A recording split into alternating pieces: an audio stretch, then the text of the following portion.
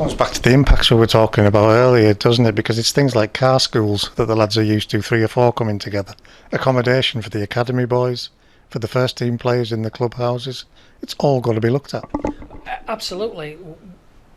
Obviously, geography-wise, we have a lot of players who are not from this area and who come up to games and come up to training.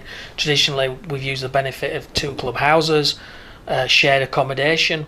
That's a strict no-no now. It's really difficult because it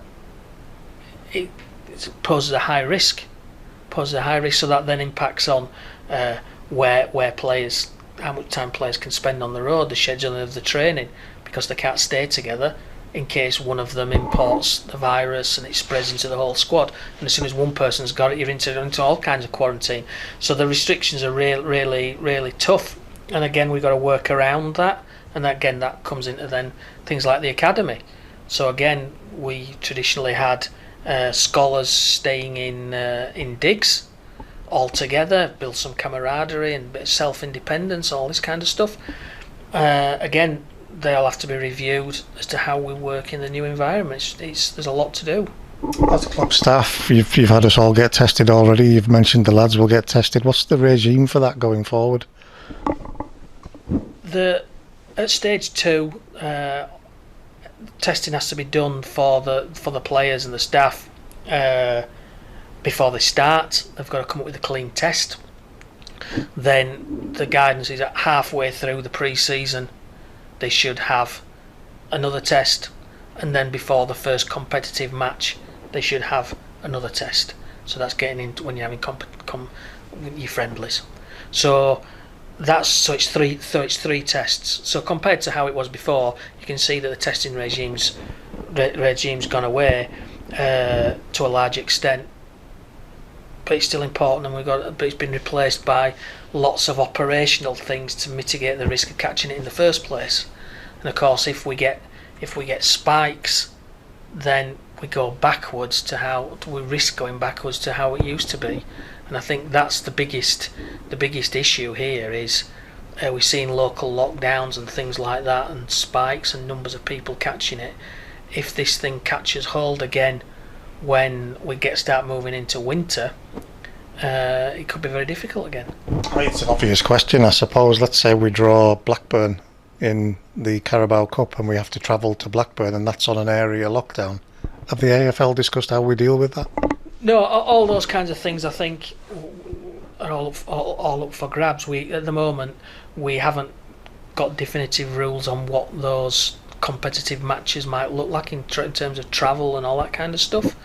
We do know that staying in hotels now is really difficult. Traditionally players double up, share rooms. Is that going to be allowed? I was watching Liverpool when they went to their last game.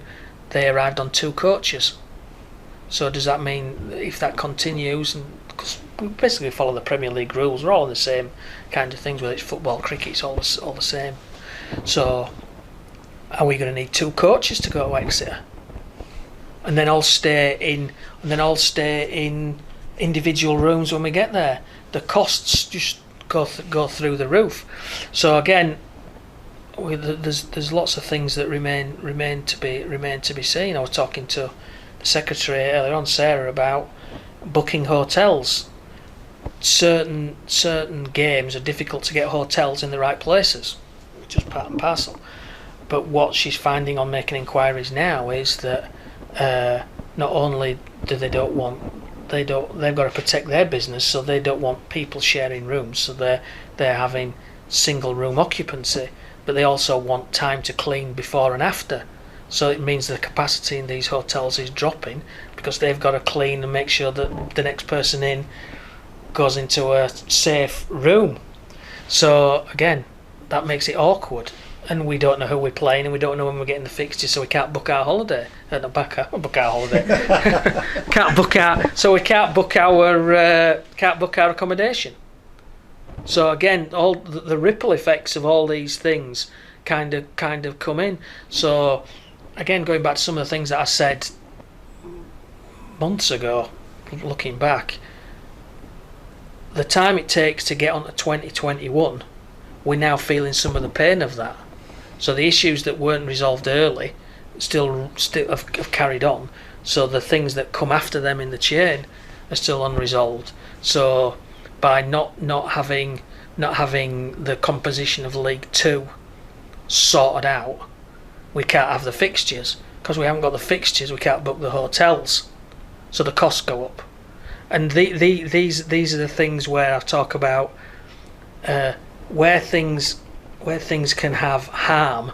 You've got to deal with that quick, otherwise the harm accelerates, and the price for not sorting it first time early is bigger when you sort it out later. And I think we're feeling some of that now, because we've still got lots of things that we have to deal with.